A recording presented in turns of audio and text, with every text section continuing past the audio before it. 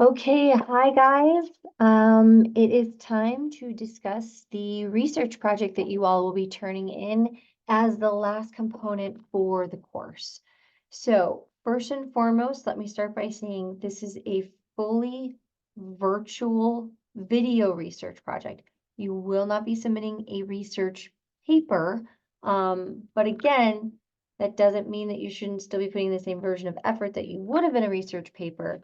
You're just now going to translate what you would have put down on paper into a presentation. So if it's helpful for you to make an outline and kind of use that as your script and your backbone as you're putting your presentation together with the requirements that we're going to talk about that need to be inside of the presentation, that's totally fine.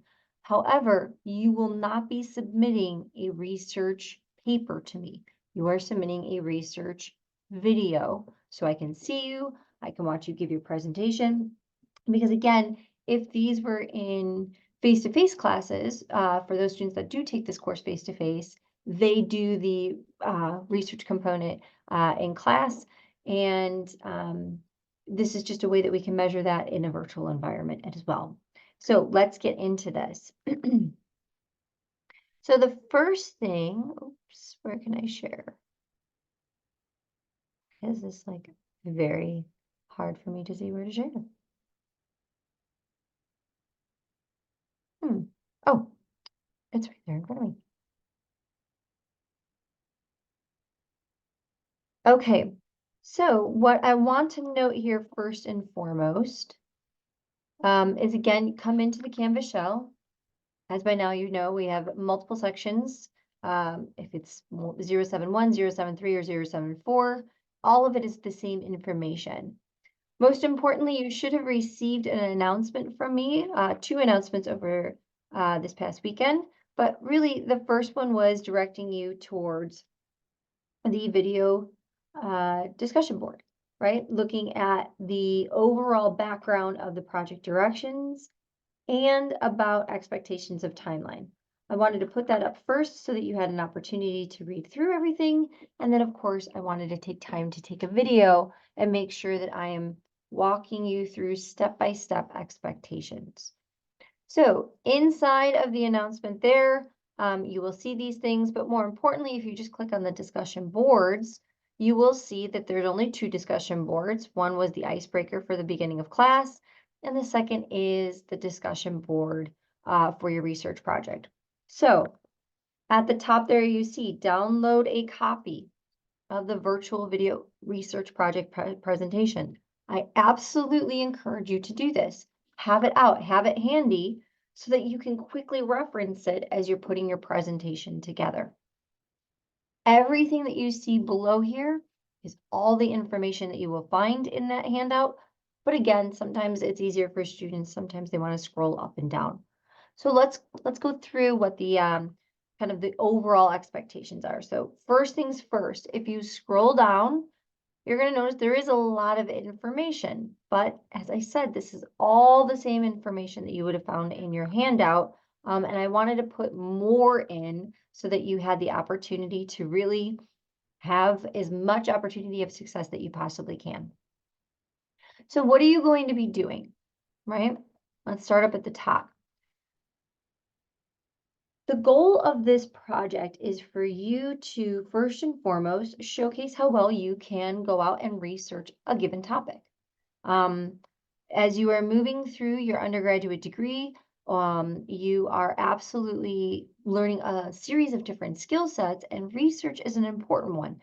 Now, research, when we hear that term, we tend to think, oh, it's research in science or it's research in a science course, right? That doesn't pertain to me. This isn't my job. It's not what I'm going to do. While you may be correct that you might not be on the hunt for peer review research all the time, those that, when we think of kind of at the college level and those that are physically doing research and publishing, yes, those are the peer-reviewed research journal articles we're talking about. But I challenge you, every day you're researching, right? Every single day you are picking up your phone and you're researching information that's going to give you different answers. Where's the best place to eat in a particular town? How do I, know where the solar eclipse is going to happen in Texas. You are constantly researching. You are researchers at hand. And I'll do one better. If you go down the rabbit hole of searching for something, and those first couple of search prompts that you're giving into the search engine of your choice, right? It may give you back an answer that you're like, I feel good about that, but I'm just not close enough. So you rework your question. Or you look at some of the cued questions that you say, that's actually the question I want to ask. That is all a part of research. You're trying to narrow down your topic.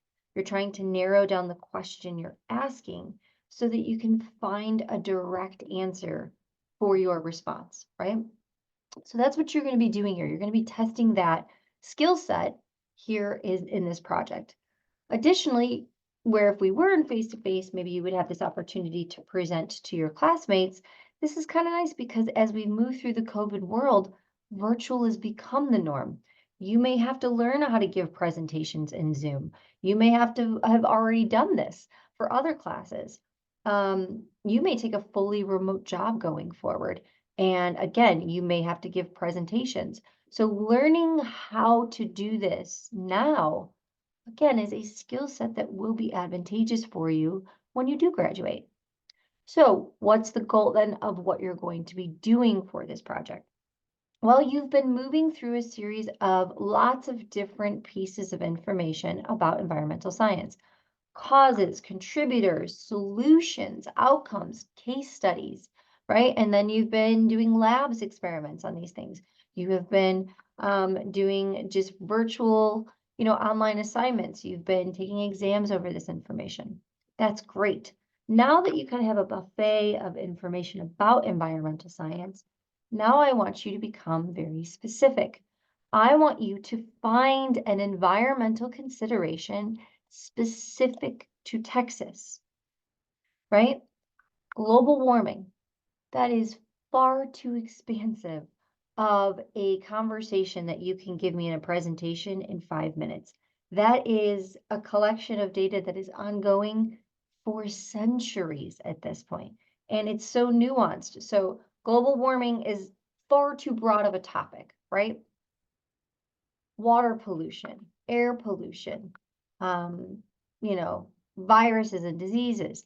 Those things are all really important, but it's not specific, right? Again, you would be refining your search if you were trying to understand, probably like we all were doing in COVID, where are there COVID outbreaks near me, right? You had to put very hyper-focused information about where you were localized, whether it was your zip code, whether it was your local hospital, whether it was the county you were in, right? So you must choose a topic that is specific to Texas. More importantly, I would say get even more hyper-focused because the more hyper-focused you get, it actually becomes easier to find information about it. It's all based around the questions you ask. So maybe you want to study water pollution in Texas. Yes, you are inside of Texas, but that's still a pretty large topic. I would say, can you talk about water pollution in Lake Ray Hubbard or water pollution in, Lake Austin? Can you talk about it in the Trinity River? I hope I don't just get, hundreds of presentations on those things, but you get the picture. So what I would say is go back first, think through all the modules, right? I have the chapters right now.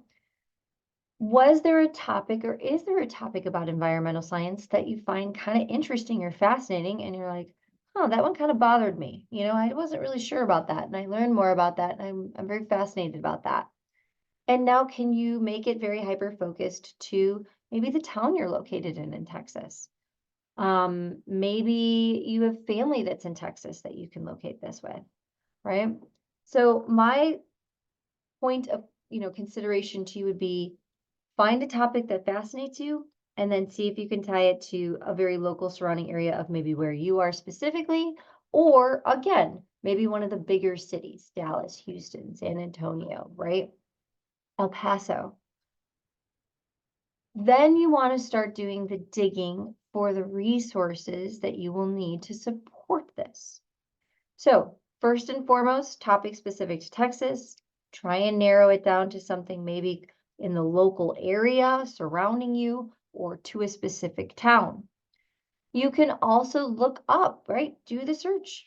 What are, environmental disasters? What are environmental concerns in Texas? And then that could maybe help to narrow things down for you. But regardless, if you are giving me a large sweeping presentation about water pollution, and you maybe touch upon Texas, but the rest of your facts, stats, statistics, the research you're finding is information in Colorado or information over here, you are going to fail this assignment. It must be specific to Texas all the way through, and you must be finding the most current data. I don't need to see data from 50 years ago. We're looking for what is the current standing on this. So let's scroll down. Again, all the things we've sort of highlighted here or talked about were really highlighted here. Again, make sure you have a comprehensive topic that you can dig into. And also, you can take this as an opportunity to find environmental wins, right? We are always constantly being bombarded with, I feel like, negative news in the news cycle these days. So if you find a success story, that also is a wonderful thing. As long as it is an environmental concern, maybe it was a site cleanup, maybe it was a restoration project, whatever it may be, as long as it's specific to Texas and you can find the information that helps to support it based on the directions, I say hats off, go for it. We need good information, good news happening in today's society. So please think that through. Again, you have to have research support. We're going to talk about the types of resources you're going to need and that you're going to need to go to multiple different resources. You're also going to need to make sure that you are presenting information that adds to the presentation. You should not be presenting, just random emojis and random pictures or a picture of a lake that doesn't tie to the lake that you're specifically talking about. Right? We have Google Maps, we have Google Images, you can drop a pin. There's lots of different things that you could put in. Make sure these supplementary information, the text, the pictures, the nuances that you're putting in to make it an exciting are in fact adding to the presentation. They shouldn't be detracting or being misleading in the presentation. Again, you remember that you have moved through a lot of information in this course. And so when you pick that topic area, go back to that topic in the book. Get a refresh on it. It could be the topics that you're currently in, but it could have been a topic that we've already covered. So if that's the case, I would say start first by going back to that particular chapter and hear maybe some buzzwords. Oh, I heard specifically about, carbon sinks. I want to talk about that. Where are those at in Texas and how does that work? So get a breadth of kind of the foundation through the chapter first, because that also is going to be important. You're going to have to tie your information back to wherever you have learned that in the class, right? You're going to make reference to, in class, we learned about X, Y, and Z, and that is why this problem relates to and why you chose the topic, right? We want to make that tie, that connection from in the book to real world application. Finally, most importantly, again, just to reiterate, your presentation should not be generic. There are very awesome, cool, unique stories that are out there about our state. And again, things that you might get down a rabbit hole and be like, wow, I didn't know that was happening. Stuff that might be happening in your town, right? There may be groups, there may be organizations that you find out about that you want to talk about. That's great. Hyper-focused, hyper-specific. And again, the more specific you can kind of get in there, the better. So Once you kind of made your choice, once you've tied it back to the book and sort of kind of jotted down your themes, your ideas, right now let's kind of get on the hunt for, first and foremost, what does an overall good presentation look like? So I have put in for you a video that you can click on, and it's not a video that the information necessarily that you have to put in. It is simply just a video for you to understand what does a good research presentation look like.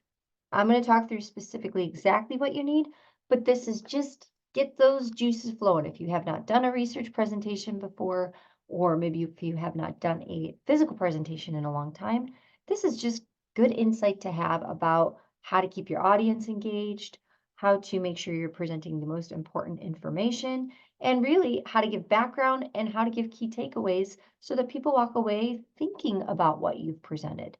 That's the goal here, right? It also shows you, how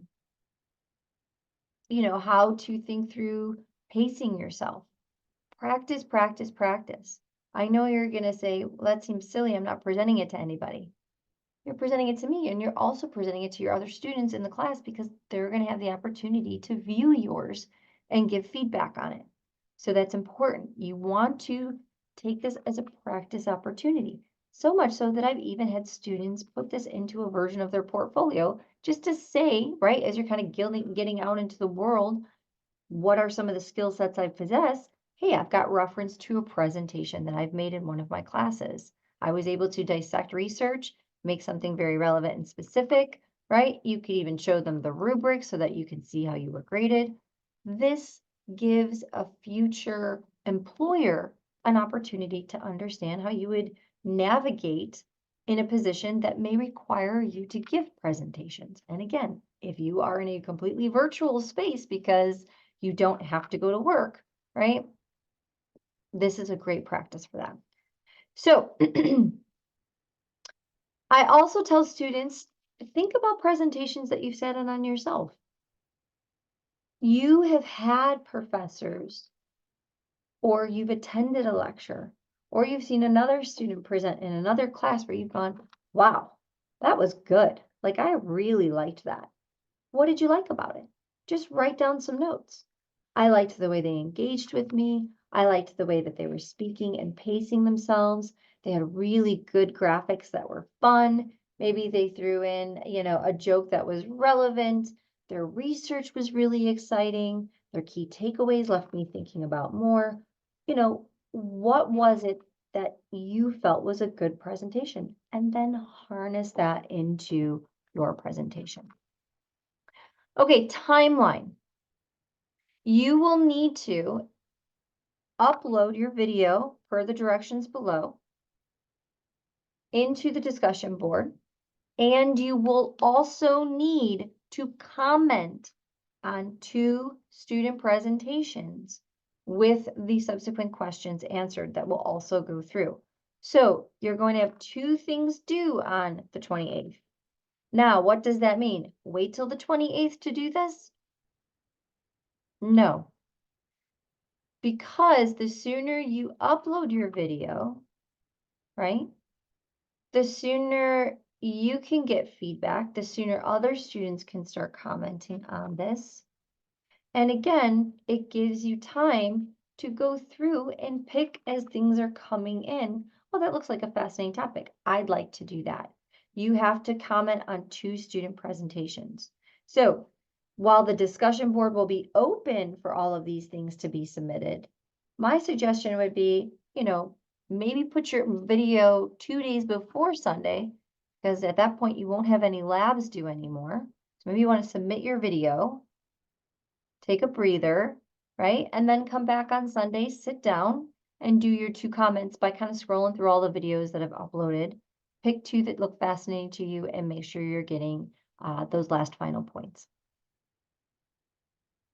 So what does my presentation have to have? The big 3 that you absolutely need to have. Research on a very specific environmental topic for the state of Texas. A deeper dive beyond just the surface and generalized statements and facts that anyone living here would know. It's hot in Texas. Yeah, we know that, right? that's not information anybody here would not know already. So you're finding and presenting information that's deeper. You're not making large generalized statements like water pollution is bad, right? We know that. Or, you know, climate change that we're seeing is due to greenhouse gas. These are very common things. You don't want to give me generic. You want to give me specific. And finally, the slides. So now let's go into what is required in your slide presentation. So you will need 1, 2, 3, 4, 5, 6, 7, 8 slides at minimum. At minimum. And I have laid out exactly what those slides should entail. So the first things first, if you are coming into a class for the first time, first day is usually the teacher's giving you an introduction, the teacher's walking through the syllabus and expectations, and the teacher's telling you what's the direction for the class. What are we going to talk about?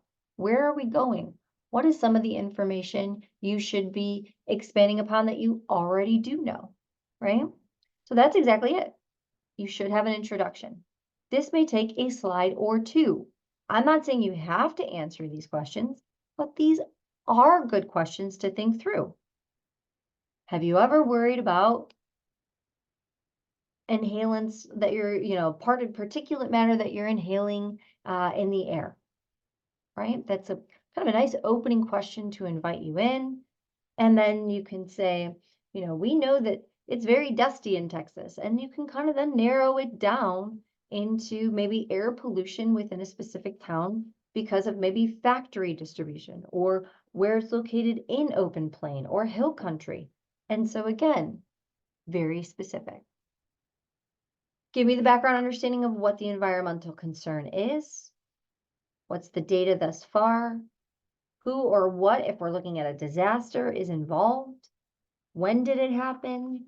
Right? Sometimes we can get back to specific dates of things that took place as an environmental disaster. That's even better because the search becomes even easier to look for information on that. Where did it occur? Maybe you want to give me a map. Maybe you want to kind of zoom in. Maybe you want to show me something. And anything else you find relevant. Maybe it's killed people already. Maybe it's the cause of underlying diseases. Maybe, maybe you're presenting a feel-good situation where things were cleaned up and you're going to say, by the time you're done, you're going to feel really great about this problem I presented, right? And the good news is we were able to clean this up, but let's get through how it happened, right? You've got to build the story for me. You got to build the story for anybody that's listening to a presentation. Go back to what was a good presentation? Somebody that gave you a good foundation to feel comfortable to look at the rest of the conversation, right? To get involved. The second thing you need to look at, again, while this might not be a necessary slide, it's information you need to have. Pictures, maps, anything that localizes this. So again, something to draw my audience into a location. I can physically see this now, right? If it's a specific site, you can show me pictures of that, right? Get me excited about what you're talking about. Get me interested because pictures tell the words, right? All of us are interested in kind of oh man, that's a crazy picture. I can't believe that happened. Or holy smokes, those were the statistics of that. Oh my gosh, I can't even believe that. Or wow, that pollution and spill and water contamination of that lake. Wow, that's a huge lake. That gives me context that builds the story. Please don't use stock images is what I'm getting at. I do reverse searches on those things. If it's a stock image and it has nothing to do with Texas, you're going to lose points. So the next thing, most importantly, now it becomes peer review research. So how do I find peer review research, Dr. Varga? I haven't really ever utilized this before. If you have, it's pretty straightforward, right? You can simply go to Google, type in your concern, right? Texas environmental concerns.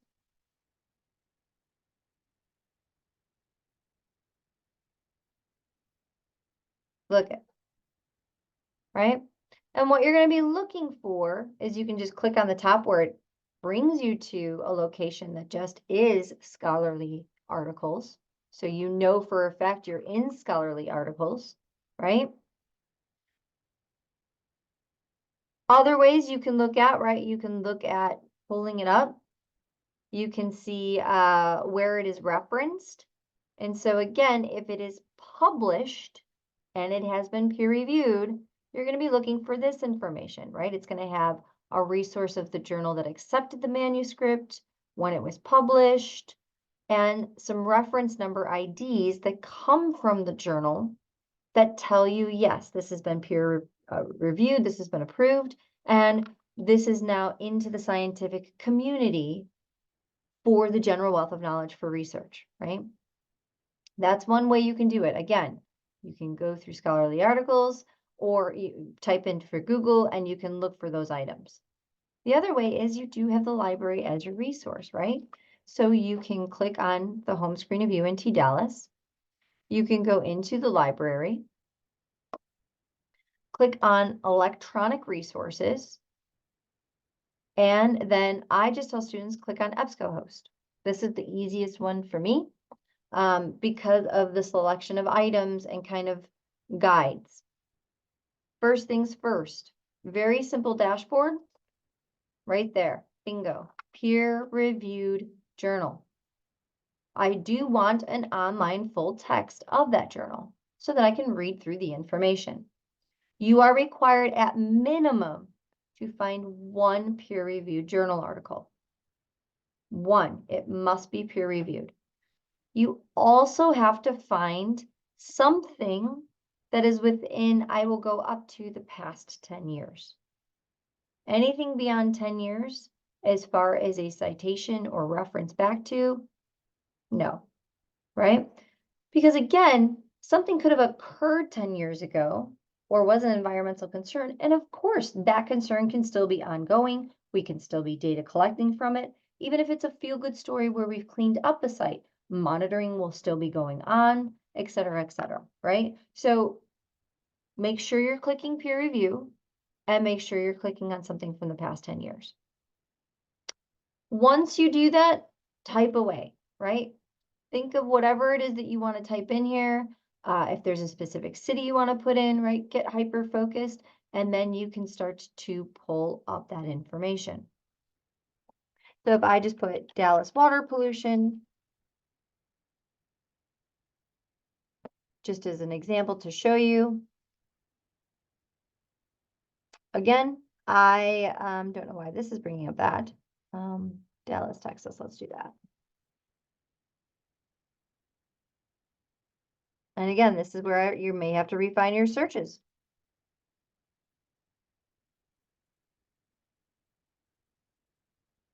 So let's see what we bring up. Bingo. Okay, so I'm just clicking on this one. I'm not really looking at the words. I am just looking for the fact that I've got Dallas, Texas, and I'm looking at something that is an environmental concern related back to water pollution. So I can now download this, right? My PDF format, I can download it. And if I open it up, here it is. Here's the full scientific peer-reviewed research journal article. This gives it lends weight, it gives credibility. It says there's research that's been done on this. The scientific community agrees on this. And again, anybody else interested in this particular topic going forward that may want to research can come and look at this and say, okay, I've got the current understanding of it. Couple things. You're going to notice the date that it was published. So this is good. This one's for sure within the past 10 years.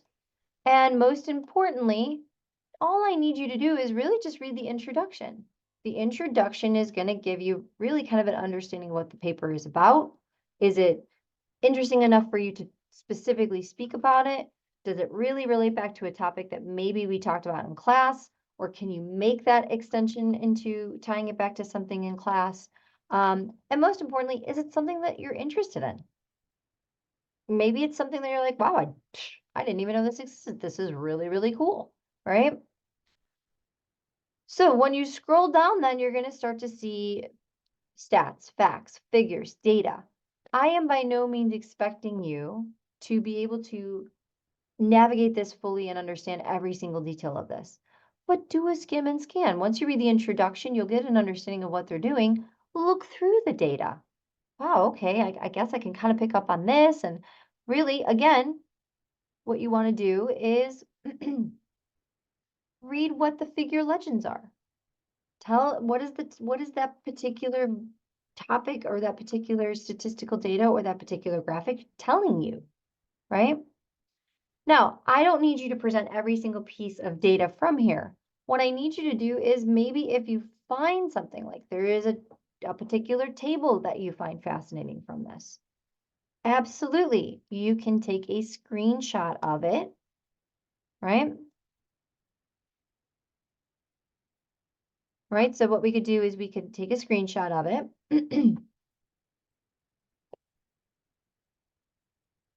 And so in this case, I'm just going to do this really quickly to show you. So here comes my little snipping tool. I'm going to snip this table because I think, okay, this table's got some good information. I'm going to copy it, right? And now what am I going to do? I'm going to open up my presentation. And again, I'm just showing you how to present this.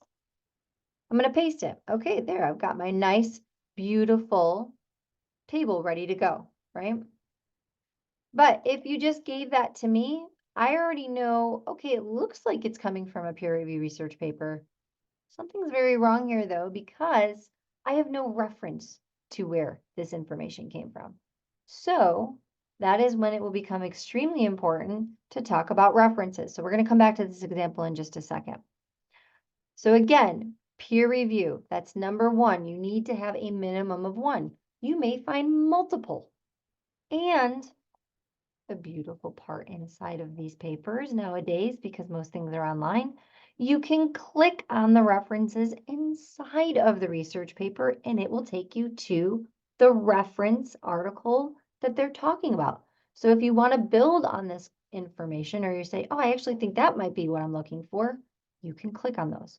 Just make sure that you were looking within the past 10 years. So now let's go back. Again, I've got my peer review research. I found my one peer review paper, but you know what? Yes, that's hard research, but I've also gone to some of these other sites to find information about my background, about information. Well, that's great. What I want you to do then is look for, let's see, Texas, let's do Texas waterfowl.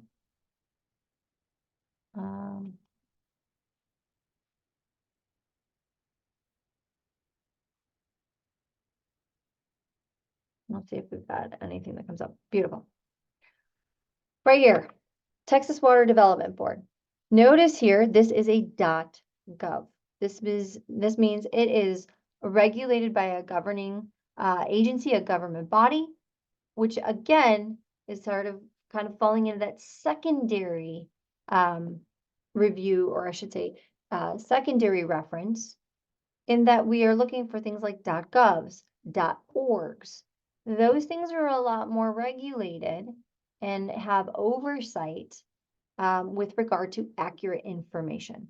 So you might find really cool graphics here. You might find really specific information, not specifically at the Texas Water Development Board, but within a .gov or a .org. Great place to go.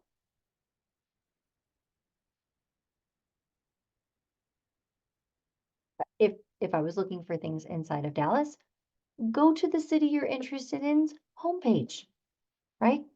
They're going to have a lot of information.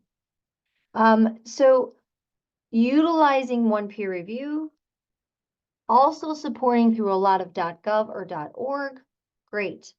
But you also might find an image that is stock online, like, let's see,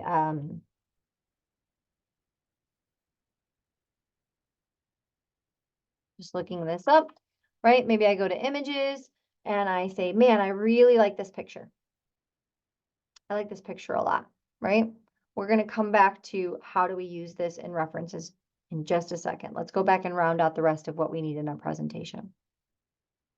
Okay, so we found some good insight. We found some good research. We found some good .govs. We found some good .orgs. We found some pictures, we found some maps. Great. All relevant. Now what you need to do is you need to have a slide that will relate this back to the broad understanding of what you've learned in class. Remember, if you started by going to the book to sort of understand a topic you're fascinated by, take that information and now translate it over into how does this relate to the particular topic you're talking about with Texas. So again, if I'm talking about water pollution inside the Trinity River, I'm specifically looking for now a tie back to what I've learned about water pollution. What are some things that, broad, big terms relating to water pollution that as we're thinking about cleaning up the Trinity or we're thinking about management, here are some things that from the book I learned that, should be considered that deal with this problem, right? And again, maybe it's just big bolded points, but again, you're presenting the information of tying back the relevancy. That's a huge part. It's a huge skill set, and it's absolutely something you're going to need to do if you're in any job, right? Tying it back to the project or the goals of the project or the team or whatever it may be. Then you're going to move into what is the current standing of the issue. If you're researching a success story, here's where you showcase how this was a win. If you are researching an ongoing concern, here's where you're going to look at what is being done and tell us why. Maybe there's nonprofit groups that are helping to support the cleanup of this. Talk about them, right? Showcase them. Lead reference to them. Maybe you're talking about, here again, maybe you have just where the current standing is. A snapshot in time today, this is what's happening, right? Because for a lot of these environmental concerns, and again, the more hyper-focused you become, you're going to find there are groups, there are pages, there may be a page dedicated, again, on the government body's website that is, a page specifically tied to the environmental concern, that you're going to get a current snapshot of what's happening. And then you're going to move into what are sort of the next steps that are the plans. What's sort of the big overview of, if the site was cleaned up successfully, is that group organization doing something else within the town? Are they, distributing that information to other sites? Are they going to clean up other sites? If we're talking about, current problem that is in water pollution and cleanup, go back to your nonprofits. Maybe they have volunteer things. How could you get involved? This is where people could support this issue and concern. Finally, conclusions. This is now where you're going to kind of take the big 10,000-foot level. You're going to kind of reinstate the problem, reinstate where we were in Texas. You're going to kind of tell me a little bit about where and what does the research tell us? What is the overall findings? And really kind of where does this problem look like it's going to go? And how is it going to affect us or the town or municipality or location or animal species if we don't deal with this problem? Does something become extinct? Something go endangered?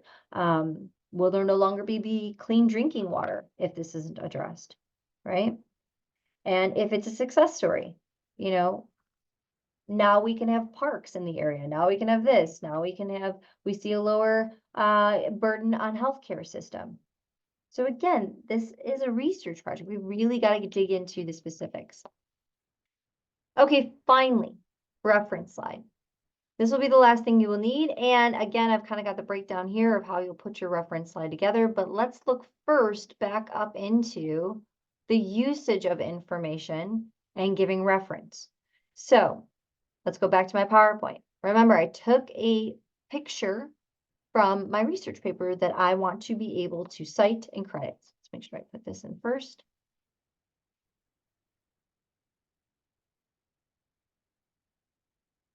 All right. So if on this slide, I'm going to reference this particular table, I may have some surrounding information for it, right? I've got to go back to the paper itself.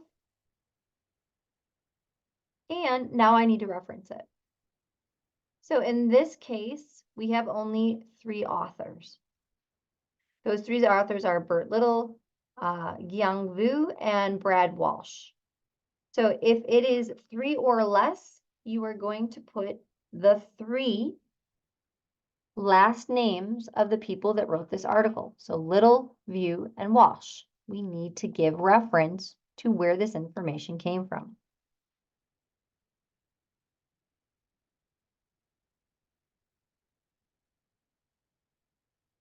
So there's a reference to who wrote the paper. And now I need to give reference to the date that this was published. This is only in the presentation itself, right? Because again, as you're moving through the presentation, and you wouldn't want it this big, it could be very small, right?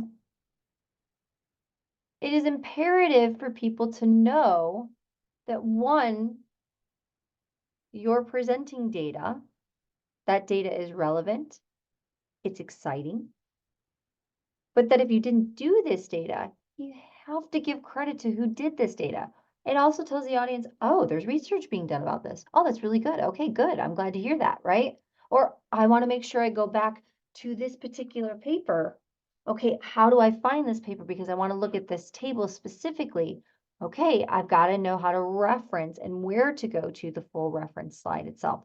So inside of the presentation, you need to give reference to the article itself. And in APA format, 3 authors or less, you're going to put all the 3 authors and you're going to put 2023. Okay, Dr. Varga, my author page, right? My particular article that I'm looking at has 10 authors. You do not need to write out 10 authors' last names, right? So what you would do if this was the case in this paper, I would have the first author because that is the most important. That's the person that did the research. The rest of the names thereafter are supporting. And what I would say is it is done by that particular person and others in this group. So again, 3 or more, et al. 3 or less, all 3. And again, going back to here, we've got some kind of basics about how to do, you know, I've got a slide, or I should say I've got reference to oh my good Lord, guys, sorry. I've got reference to a website that walks through APA citation because you'll be using APA citation. Okay, great. But what about Dr. Varga if I want to use something from the city of Dallas, right? Let me go back. Oh wait, I liked this one. So let's just say I want to go into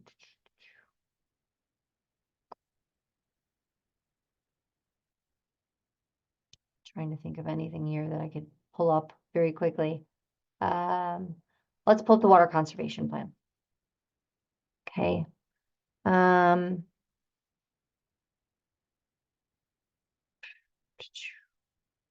Maybe I want to pull up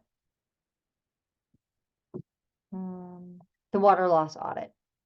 I don't know. I'm just trying to find something I could kind of pull up for you. Okay, so we've downloaded an assessment table from here. Again, I'm just pulling this up as an example, but let's say I want to use one particular item here.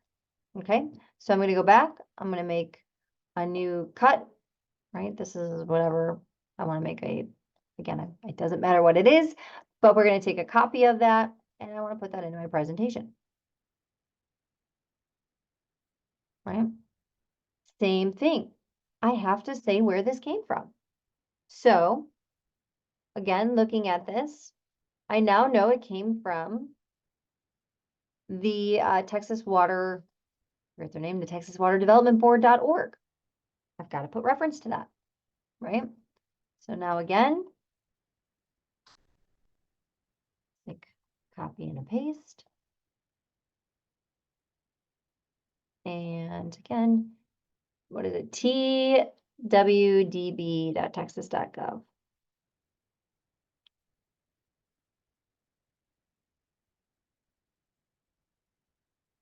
Right? It gives me reference. And then finally, if I'm taking a picture, right? If you click on any picture, so again, if we take this as an image. Put these up here, right? I want to paste this. Okay, I like this picture. I still need to give reference to it. You didn't take that picture.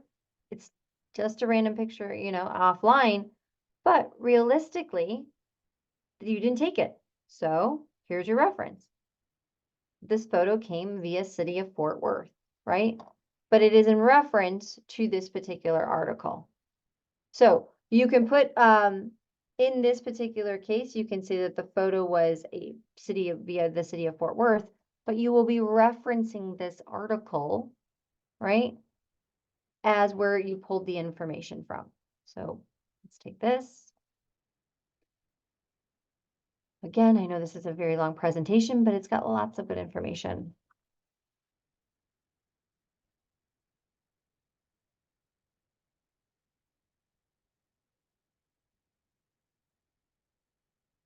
Now, in this case, right, because it is referencing just the picture and where you pulled that information from, this will suffice.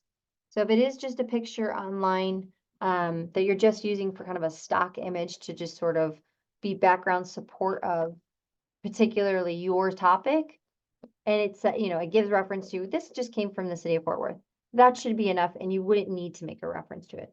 But if you're pulling information out of a specific article, if you're pulling that information out of a specific paper, if you're pulling it out of a specific .gov.org, you need to give reference to it, and we need to give reference to the site itself.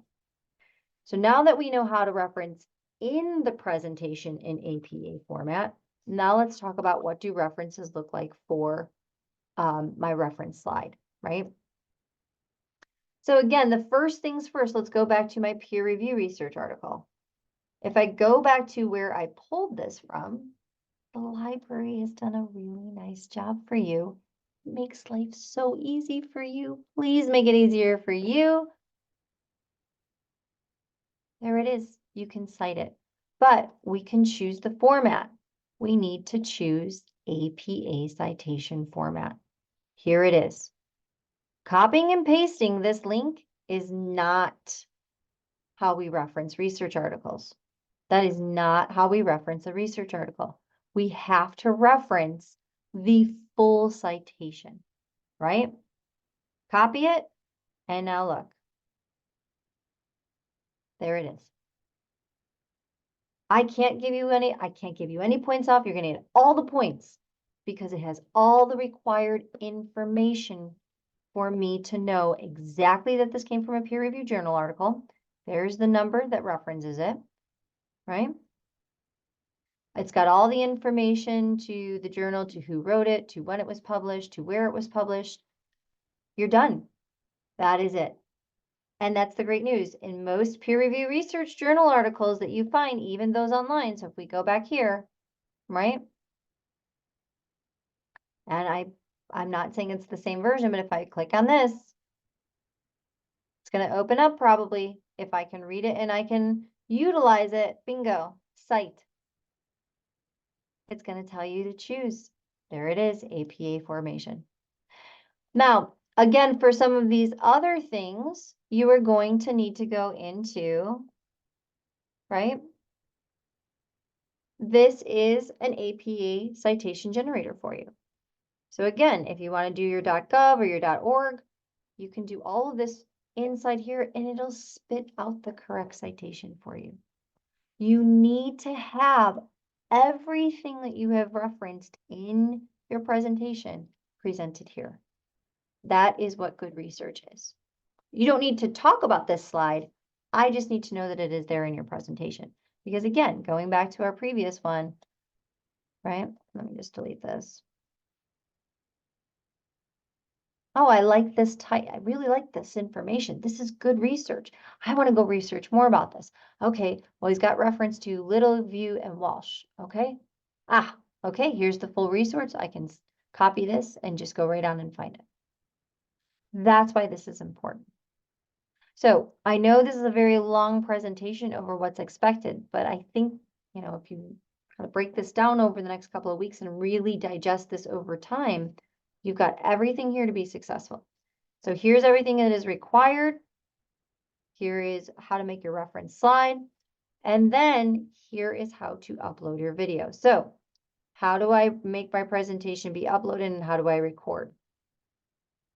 First things first, you're going to use Zoom, just like I have been doing with you.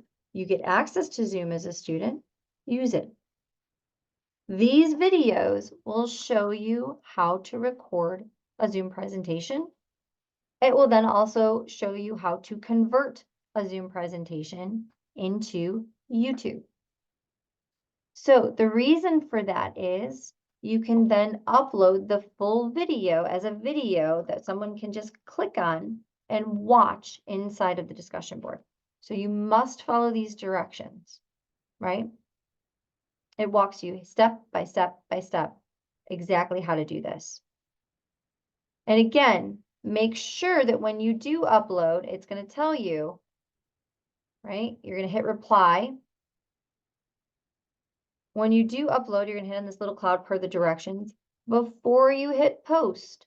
And if you see a little wheel spinning on your video and you don't see just the video posted, it's not going to post and you'll have to delete this response and do it again. So wait till the little wheel stops spinning, which means you need good internet access to be able to upload that quality video. Finally, after you do upload your video, the last thing you will need to do is you must make 2 separate posts on 2 separate videos in your class, not yours, but others, reflecting upon these 2 questions. You will need to put full and complete sentences, and it should be answered within maybe 1 to 2 paragraphs. These are the final 10 points. No rude, no disrespectful, no commenting on anybody's appearance, nothing. If that's the case, then I will automatically give you a 0 for this assignment. Finally, I put in a peer review index for things that are peer review, things that are non-peer review. But again, as long as you have your 1 peer review, you have some support of research, you're documenting and citing things appropriately, you should be good to go. I am not going to spend an enormous amount of time here, but I have also put a link in here for you to be able to see the rubric. Read through this. Read through exactly what each score box is going to get you. 60 points is what you're going to get on the video presentation, and then another 10 from commenting on students. Well, look at some of the detailing here of how you're earning those points. That's going to make sure you get a good grade. It's literally laid out here before you, right? So with that, then I'm going to stop. I'm sure this is an extremely long video at this point.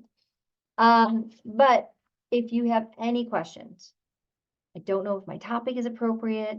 I'm not sure if I got the right resources. I'm not sure I'm citing things correctly. Please find time to come visit me in office hours. I can handhold through, I can walk through. And again, by the time this gets up on YouTube, you're going to see that there are section blocks that kind of break down the overall themes of discussion. So you can fast forward, you can pause, you can go back.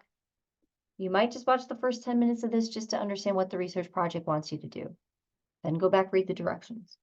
Then you want to think about the topic, right? It's digestible, it's manageable, and this is a lot of information I wanted to give you, but I want you to be successful.